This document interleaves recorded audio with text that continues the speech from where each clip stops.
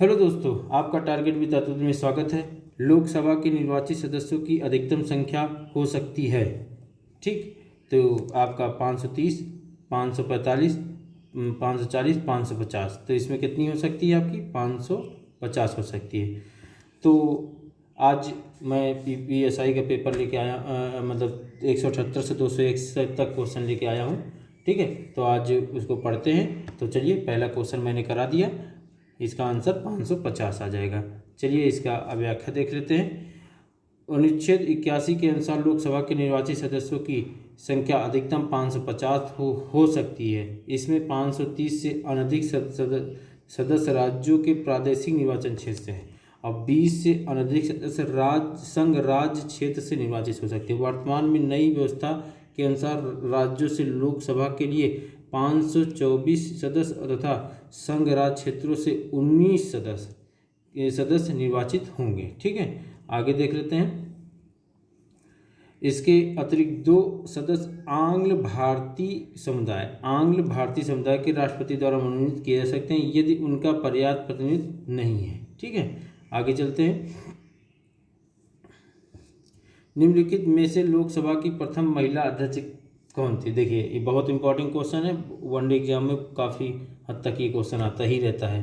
तो इसमें आपका ऑप्शन दिया है मीरा कुमार, सोनिया गांधी, सुषमा स्वराज, मार्गरेट अल्वा। तो इसमें आपकी मीरा कुमार। ठीक है, याद रखिएगा। लोकसभा की प्रथम महिला अध्यक्ष मीरा कुमार अध्यक्ष पद पर 4 जून 2009 से 4 जून 2014 तक रहीं, जबकि वर्तमान में ओम बिरला लोकसभा के सभा अध्यक्ष यही हैं। ठीक है, वर्तमान में भारतीय संसद के कामकाज में शून्यकाल का अर्थ है। तो शून्यकाल का अर्थ है प्रश्न से पहले का समय, सत्र का पहला घंटा, प्रश्नकाल और अगली कार्यसूची के बीच का समय, यही आपका होता है। प्रश्नकाल और अगली जो कार्यसूची के बीच का जो समय होता है वो हमारा शून्यकाल कहलाता है। ठीक है, और जब विशेषाधिकार प्रस्ताव स्वीकार कर लिया जाए तो ये हो नहीं सकता। ठीक है, ये और सत्र ये आपका नहीं होगा क्या? ये वाला। ठीक है, आगे चलते हैं, इसकी व्याख्या देखते हैं। भारतीय संसद द्वारा विश्व संसदीय प्रणाली में समाविष्ट अभिनव चर्चा प्रक्रिया शून्यकाल संसदीय कामकाज के अंतर्गत प्रश्नकाल के ठीक बाद का समय होता है। 12 बजे प्रारंभ होने के कारण इसे शून्यकाल कहा जाता है। शून्यकाल नाम 1960 और 1970 के दशक में के प्रारंभिक वर्षों से समाचार पत्रों में उस समय दिया गया जब बिना पूर्व सूचना के संसद में अविलंबनीय लोक महत्व के विषय उठाने की प्रथा विकसित हुई। ठीक है, ये जो शुरू हुआ ये शून्यकाल नाम 1960 और 1970 के दशक के प्रारंभिक वर्षों में समाचार पत्रों में उस समय दिया गया है जब बिना पूर्व सूचना के संसद में अवलंबी लोक महत्व के विषय में उठाने की प्रथा विकसित थी। ठीक है, याद रखिएगा। मंत्रिपरिषद की बैठकों की अध्यक्षता कौन करता है? मंत्रिपरिषद की बैठकों की अध्यक्षता कौन करता है? तो प्रधानमंत्री करता है, राष्ट्रपति करता है कि मंत्रिमंडलीय सचिव करता है, लोकसभा अध्यक्ष करता है? तो मंत्रिपरिषद बैठकों की अध्यक्षता प्रधानमंत्री करता है। और इसकी व्याख्या देख लीजिए। मंत्रिपरिषद की बैठकों की अध्यक्षता प्रधानमंत्री द्वारा की जाती है क्योंकि वही मंत्रिपरिषद का अध्यक्ष होता है। ठीक है,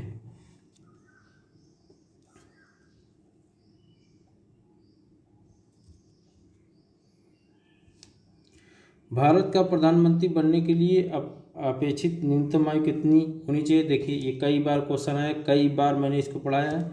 देखिए, आपका 21 वर्ष में पंचायत का चुनाव लड़ सकते हैं, 25 वर्ष में लोकसभा का चुनाव लड़ सकते हैं, 35 वर्ष में मतलब आप राष्ट्रपति का चुनाव लड़ सकते हैं और 18 वर्ष में आप मतदान दे सकते हैं। ठीक है, याद रखिएगा। भारत का प्रधानमंत्री बनने के लिए उसका संसद के किसी सदन का सदस्य होना न होने की स्थिति में 6 माह के भीतर होना आवश्यक है। लोकसभा की सदस्यता के लिए न्यूनतम आयु 25 वर्ष, राज्यसभा की सदस्यता के लिए न्यूनतम आयु 30 वर्ष और अतः और भारत के प्रधानमंत्री बनने के लिए अपेक्षित न्यूनतम आयु क्या है, 25 वर्ष है। ठीक है, आगे चलते हैं। भारत में अवशिष्ट शक्तियाँ, देखिए एक संघ सूची थी, एक राज्य सूची थी और एक समवर्ती सूची थी और एक अवशिष्ट शक्तियाँ थी। मतलब कि जो संघ सूची थी वो केंद्र की थी और राज्य सूची राज्य में और समवर्ती सूची केंद्र और राज्य दोनों में अवशिष्ट शक्तियाँ थी। तो ये किस में निहित होती थी, तो केंद्रीय सरकार में कि राज्य सरकार में कि केंद्रीय सरकार और राज्य सरकार दोनों में, स्थानीय शासन में। तो इससे आपका केंद्रीय अवशिष्ट शक्तियाँ जो हैं ये आपकी अवशिष्ट शक्तियाँ जो हैं केंद्रीय सरकार में निहित होती हैं। ठीक है, याद रखिएगा, ये क्वेश्चन आता है, बहुत इंपॉर्टेंट क्वेश्चन है। भारत में अवशिष्ट शक्तियाँ केंद्रीय सरकार में निहित की गई हैं। संविधान के अनुच्छेद 248 के अनुसार अवशिष्ट शक्तियाँ अर्थात ऐसे विषय जो, देखिए आपको बताया था, संघ राज्य समवर्ती सूची में शामिल नहीं है, मतलब ये तीनों में वो शामिल नहीं है। ठीक है, विधि बनाने की शक्ति संघीय विधानमंडल में निहित होगी। ठीक है, आगे चलते हैं। निम्न में से कौन सा केंद्र के कानून बनाने के संबंध में सही है? निम्न में से कौन सा केंद्र के कानून बनाने के अधिकार के संबंध में सही है? तो पहले देख लेते हैं। संसद किसी भी अन्य देश के साथ किसी भी संधि या अंतर्राष्ट्रीय समझौता को लागू करने के लिए पूरे या भारत के राज्य क्षेत्र के किसी भी हिस्से के लिए कानून बना सकती है। हाँ बिल्कुल, ये बात सही है, आपका ये सही है ऑप्शन। अब देखिए इसमें क्या कह रहा है, इस उद्देश्य के लिए संसद द्वारा पारित किसी भी कानून को राज्य सूची में उल्लिखित विषय से संबंधित होने के आधार पर अवैध नहीं ठहराया जाएगा। बिल्कुल सही है, ये आपके ए और बी दोनों सही हैं। ये देखिए आपके ए और बी दोनों सही हैं। देखिए इस बार 2016 में जो क्वेश्चन, एक मिनट,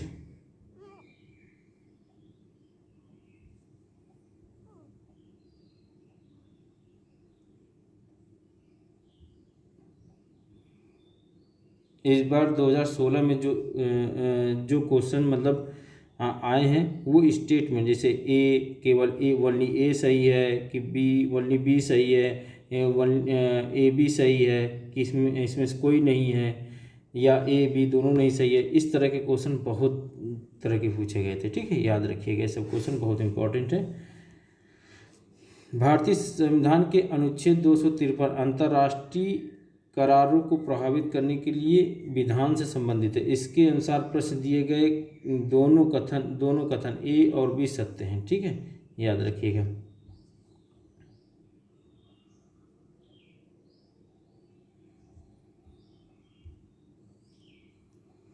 भारत में प्रधानमंत्री तब तक अपने पद पर रहता है जब तक उसे प्राप्त है। भारत में प्रधानमंत्री तब तक अपने पद पर रहता है जब तक उसे प्राप्त है सशस्त्र बलों के समर्थन से, राज्यसभा का विश्वास से, लोकसभा के विश्वास से, जनता के समर्थन से। देखिए एक लोकसभा से जो लोग चुनाव लड़ते हैं, जो जिसे कहने का सीधा मतलब है जो सांसदीय का चुनाव लड़ते हैं, वो एक मंत्रिमंडल होता है। लेकिन जो आपका पद बना रहता है वो लोकसभा के विश्वास से, क्योंकि लोकसभा में जो सांसद जाते हैं वो एक मंत्रिमंडल पूरा होता है, यानी पूरा एक समूह होता है, ग्रुप होता है।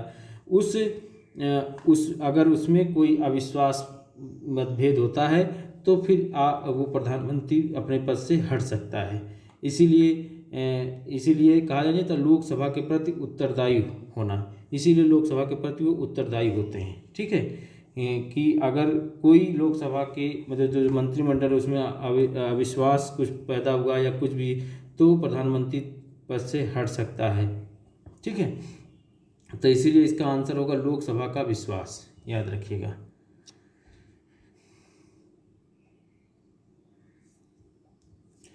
प्रधानमंत्री मंत्रिपरिषद का अध्यक्ष होता है तथा मंत्रिपरिषद संविधान के अनुच्छेद 53(3) के तहत लोकसभा के प्रति उत्तरदायी। देखिए आपको हमने बताया ना, प्रधानमंत्री मंत्रिपरिषद का अध्यक्ष होता है। देखिए मंत्रिमंडल होता है, मंत्रिपरिषद होती है, उसमें मेन होता है प्रधानमंत्री, वो मतलब एक अध्यक्ष चुना जाता है, ठीक है। लेकिन जो लोकसभा के प्रति उत्तरदायी की बात हुई, जो आर्टिकल 75(3) के तहत कहा गया, ये बहुत ही आपका बहुत जरूरी, इसीलिए लोकसभा के प्रति उत्तरदायी होना बहुत जरूरी होता है। लोकसभा में मंत्रिपरिषद के बीच अविश्वास प्रस्ताव पारित होने पर प्रधानमंत्री सहित मंत्रिपरिषद को त्यागपत्र देना पड़ता है। देखिए आपको पूरे मैंने स्टेटमेंट को समझाया था इसको, ठीक है। आगे चलते हैं। वह प्रधानमंत्री कौन था जिसे संसद ने मतदान द्वारा अपदस्थ कर दिया था? वह प्रधानमंत्री कौन था जिसे संसद ने मतदान द्वारा अपदस्थ कर दिया था? तो इंदिरा गांधी की, मोरारजी देसाई, बीपी सिंह की, चंद्रशेखर। तो इसमें आपके कौन से? बीपी सिंह, याद रखिएगा कौन है? बीपी सिंह। बीपी सिंह ऐसे प्रधानमंत्री थे जिन्हें संसद ने मतदान द्वारा अपदस्थ कर दिया था, ठीक है, याद रखिएगा, बहुत इंपॉर्टेंट क्वेश्चन बन जाएगा ये। राज्यपाल को पद की शपथ किसके द्वारा दिलाई जाती है? उच्च न्यायालय के मुख्य न्यायाधीश द्वारा, राष्ट्रपति द्वारा, विधानसभा के अध्यक्ष द्वारा, भारत के मुख्य न्यायाधीश द्वारा। तो ये आपके उच्च न्यायालय के मुख्य न्यायाधीश द्वारा पद की जो शपथ है उच्च न्यायालय के मुख्य न्यायाधीश द्वारा दिलाई जाती है, ठीक है। भारतीय संविधान के अनुच्छेद 159 के तहत राज्यपाल को उच्च न्यायालय के मुख्य न्यायाधीश द्वारा अथवा उसकी अनुपस्थिति में उच्च न्यायालय के वरिष्ठ न्यायाधीश के द्वारा पद की शपथ दिलाई जाती है, ठीक है। आगे चलते हैं। राज्य विधानसभा लोकसभा में महिलाओं के लिए आरक्षण बिल में कितने आरक्षण की बात कही गई है? तो उसमें आपका 33% कहा गया कि 36, 25 कि 30? तो इसमें आपको कहा गया है 33%, ठीक है, याद रखिएगा, बहुत इंपॉर्टेंट क्वेश्चन है। और ये जैसे महिला आपका एक एक्ट है जो अधिनियम है, आप चैप्टर है आपके मूल विधि में, इस तरह के रिलेटेड भी क्वेश्चन बन सकते हैं और बनते हैं, ठीक है, याद रखिएगा इसको। राज्य विधानसभा और लोकसभा के महिलाओं के आरक्षण के बिल में 33% का आरक्षण की बात कही गई, परंतु यह बिल अभी संसद द्वारा पारित नहीं किया गया, ठीक है, याद रखिए, अभी पारित नहीं किया गया है। निम्नलिखित में से स्वतंत्र भारत का सबसे पहला राज्य कौन सा है जो भाषी आधार पर बनाया गया था? तो ये आपको कई बार मैंने थ्योरी में जो पढ़ा था तब बताया था, आज बता रहा हूँ, आंध्र प्रदेश, ठीक है। अब इसमें दूसरा जो ये आंध्र प्रदेश जो है पहला ऐसा राज्य था जो मतलब भाषी आधार पे हुआ था। चलिए आपका देखते हैं।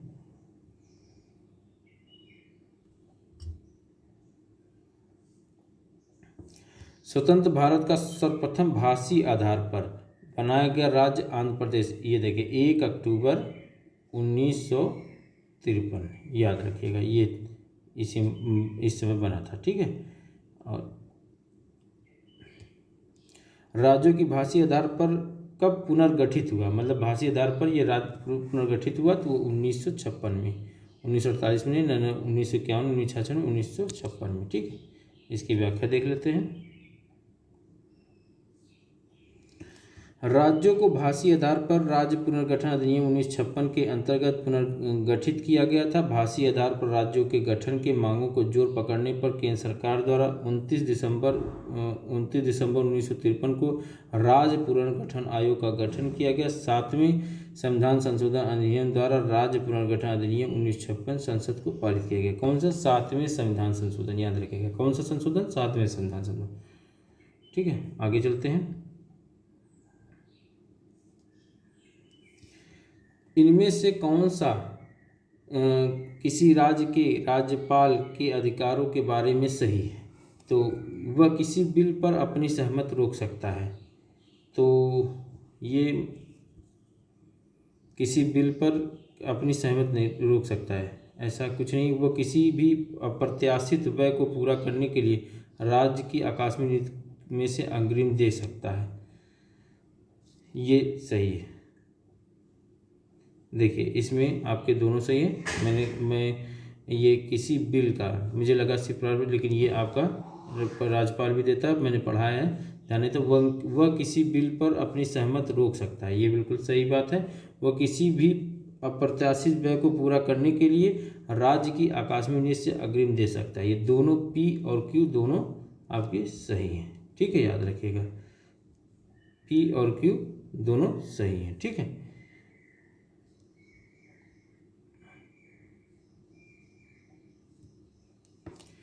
संविधान के अनुच्छेद 200 के अनुसार राज्य विधानमंडल द्वारा पारित विधेयक राज्यपाल के समक्ष प्रस्तुत किए जाने पर राज्यपाल उसे अनुमति दे सकता है या रोक सकता है या राष्ट्रपति के विचार के लिए आरक्षित रख सकता है। यह राज्यपाल की विवेकाधीन शक्ति है। राज्यपाल किसी भी अप्रत्याशित व्यय को पूरा करने के लिए राज्य की आकस्मिक निधि से अग्रिम धन निकालने की अनुमति दे सकता है। अतः पी और क्यू दोनों सही है, ठीक है, याद रखिएगा।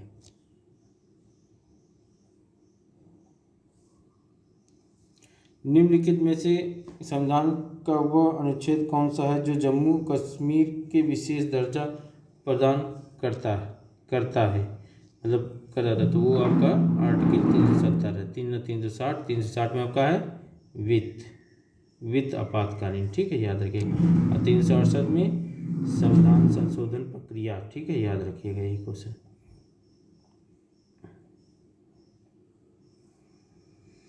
जम्मू कश्मीर को अनुच्छेद 370 के अधीन एक विशेष संवैधानिक दर्जा प्राप्त है। 6 अगस्त 2019 को राष्ट्रपति ने भारतीय संविधान के अनुच्छेद 370(1) के साथ पठित अनुच्छेद 370(3) द्वारा प्रदत्त अधिकारों के तहत संसद की संतुष्टि से अनुच्छेद 370 के प्रवर्तन में न रहने की घोषणा की है, जो 31 अक्टूबर 2019 से लागू हो जाएगा और आपका हो भी गया, ठीक है। अतः इस तिथि से जम्मू कश्मीर राज्य न रहकर केंद्र शासित प्रदेश हो जाएगा, ठीक है। चलिए आगे।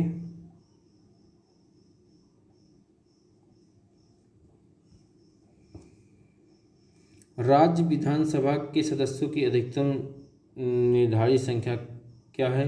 तो 350 की 360 की 750 की 500, तो आपका इसमें क्या है 500, याद रखिएगा।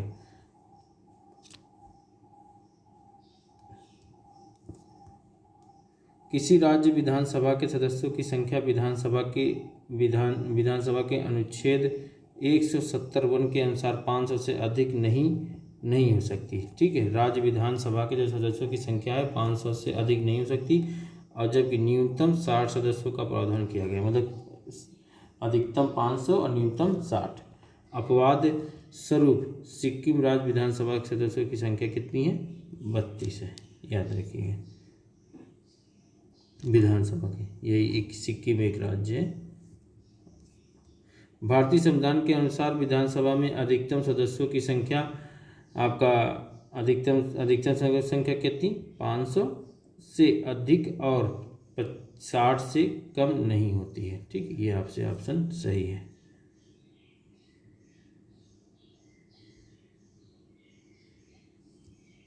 अब इसमें देखिए कौन कौन से हैं, यह ध्यान रखिएगा। भारतीय संविधान के अनुच्छेद विधानसभा में अधिकतम सदस्यों की संख्या 500 से अधिक 60 से कम नहीं होनी चाहिए। इसमें अपवाद में कौन कौन है ये बहुत इंपॉर्टेंट है आपका। जैसे गोवा हो गया, यहाँ 40 सीट है, मिजोरम है यहाँ 40 सीट है, सिक्किम जो है यहाँ 32 सीट है। ये आपके जो हैं यहाँ पे ये अपवाद है। ये राज्य में यहाँ विधानसभा में इतनी ही सीटें हैं, 40 गोवा में है, मिजोरम में 40 है, सिक्किम में 32 है, ठीक है, याद रखिएगा।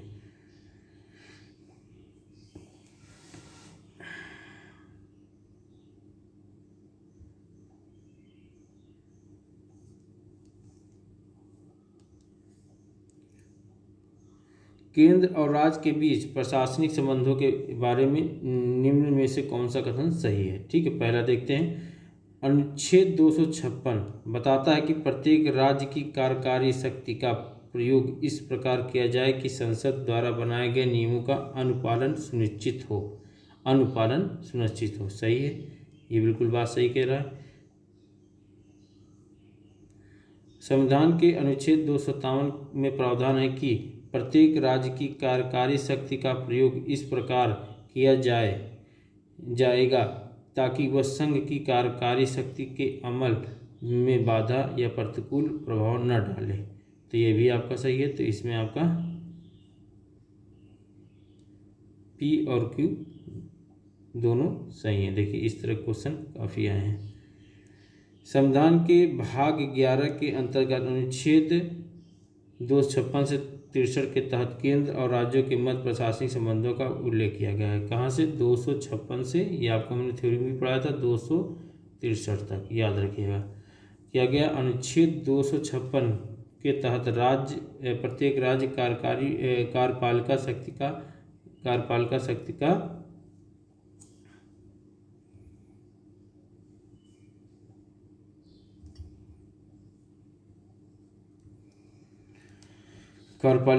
का प्रकार प्रयोग किया जाएगा, जिससे संसद द्वारा निर्मित विधियों की सुनिश्चितता बनी रहे। अनुच्छेद 256 के तहत संघ सरकार कुछ दशाओं में राज्यों पर नियंत्रण रखती हैं, अर्थात प्रत्येक राज्य की कार्यकारी शक्ति का प्रयोग इस प्रकार किया जाए कि वह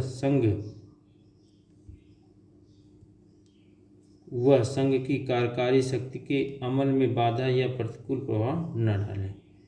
ठीक है, आगे चलते हैं। निम्नलिखित में से किस राज्य में विधान परिषद नहीं है? तो आपका कर्नाटक है, तमिलनाडु है, केरल है, उड़ीसा है। तो कहाँ नहीं है? कर्नाटक में आपकी विधान परिषद जो है नहीं है।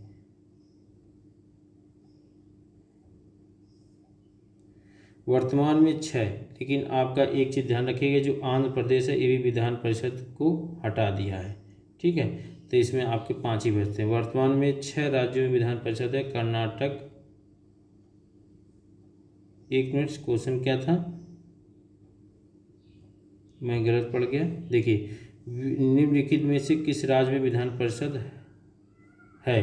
तो आपका कर्नाटक में है, तमिलनाडु, उड़ीसा, केरल, यहाँ नहीं है। ठीक है, याद रखिएगा। वर्तमान में 6 जगह है, लेकिन अब विधान परिषद आपका आंध्र प्रदेश में भी नहीं है। कर्नाटक, तेलंगाना, महाराष्ट्र, उत्तर प्रदेश, बिहार, ये अनुच्छेद 168 जम्मू कश्मीर राज्य में विधान परिषद भी है, किंतु 31 अक्टूबर 2019 से समाप्त हो जाएगा। और राज्य विधान परिषद एक स्थायी सदन है, अर्थात यह कभी भंग नहीं होती है। इसके सदस्यों का कार्यकाल 6 वर्ष होता है। प्रत्येक 2 वर्ष बाद 1/3 सदस्य अब अपना कार्यकाल पूरा करके सेवानिवृत्त हो जाते हैं। तो अनुच्छेद 172 इसके तहत। ठीक है, राज्य के राज्यपाल विधान परिषद में कुछ ऐसे सदस्यों को नियुक्त कर सकते हैं। राज्य के जो राज्यपाल है विधान परिषद, जिन्हें कुछ विशेष क्षेत्रों में विशेष ज्ञान अथवा व्यवहारिक अनुभव, जैसे आपका दिया है इसमें विज्ञान, साहित्य, कला, सहकारी आंदोलन। तो आपका इसमें ABCD आपका 3 होगा। ABCD ये तीनों आपका है। ठीक है, विज्ञान, साहित्य, कला और सहकारी आंदोलन। भारतीय संविधान के अनुच्छेद 171 के अनुसार राज्य के राज्यपाल विधान परिषद में ऐसे सदस्य को मनोनीत करते हैं जो साहित्य, विज्ञान, कला, सहकारी आंदोलन और समाज सेवा जैसे विशेष क्षेत्रों में विशेष ज्ञान और व्यवहारिक अनुभव प्राप्त हो, अतः विकल्प भी सही है इसमें। ठीक है, राज्य में जिला न्यायाधीशों की नियुक्ति कौन करता है? राज्य में जो जिला न्यायाधीश हैं उनकी नियुक्ति कौन करता है? तो इसमें आप देख लीजिए, राज्य के मुख्यमंत्री की, राज्य के मुख्य न्यायाधीश की, राज्य के मुख्यमंत्री और राज्यपाल की, सुप्रीम कोर्ट तो राज्यपाल। ठीक है, ये भी याद रखिए कि बहुत इंपॉर्टेंट है। जिला न्यायाधीश की नियुक्ति कौन करता है? राज्यपाल करता है। ठीक है, आगे चलते हैं।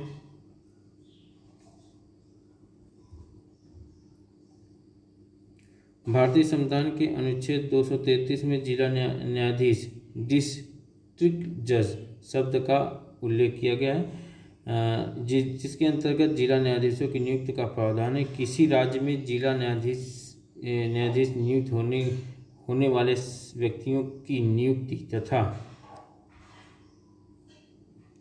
तथा जिला न्यायाधीश की पद स्थापना और प्रोन्नत उस राज्य का राज्यपाल ऐसे राज्य के संबंध में अधिकारिता का प्रयोग करने वाले उच्च न्यायालय के मुख्य न्यायाधीश के परामर्श से होता है। ठीक है, चलिए आगे चलते हैं।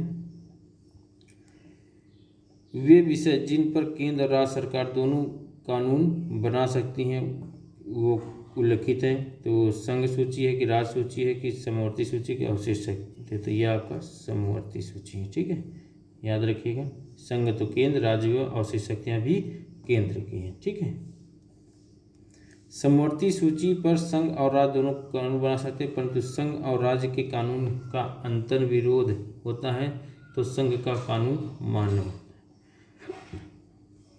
ठीक है,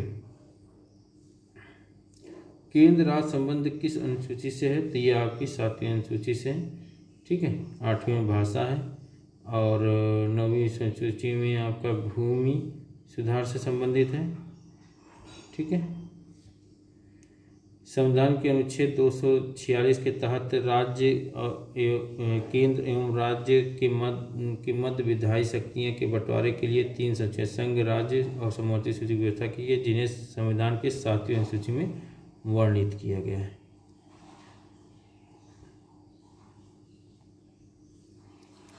राज्य के विधि निर्माण अधिकारों के संदर्भ में निम्नलिखित में से कौन सही है? ठीक है, तो इसमें आप देखते हैं, संसद राज्य सूची के विषय पर भी कानून बना सकती है। संसद जो है राज्य सूची के विषय पर भी कानून बना सकती है अगर 2 या अधिक विषयों के विधानमंडल इस निष्कर्ष पर पहुँचे कि संसद विधिपूर्वक उन राज्यों से संबंधित राज्य सूची के विषय पर कानून बना सकती है।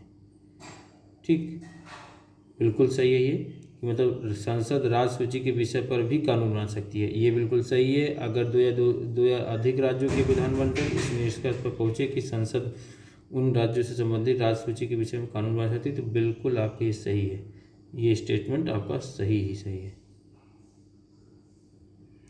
संसद द्वारा पारित कोई भी अधिनियम ऐसे राज्यों तथा अन्य कोई भी राज्य जो इस प्रकार के संकल्प पारित करता है पर लागू हो सकता है। बिल्कुल, ये आपका ये भी सही है। संसद के पास ऐसे अधिनियमों को संशोधित अथवा निरस्त करने का अधिकार भी है, ये भी सही है। एग्जैक्ट ये आपके सब सही हैं, तो इसमें आपका ऑप्शन ABC तीनों सही है, याद रखिएगा ये।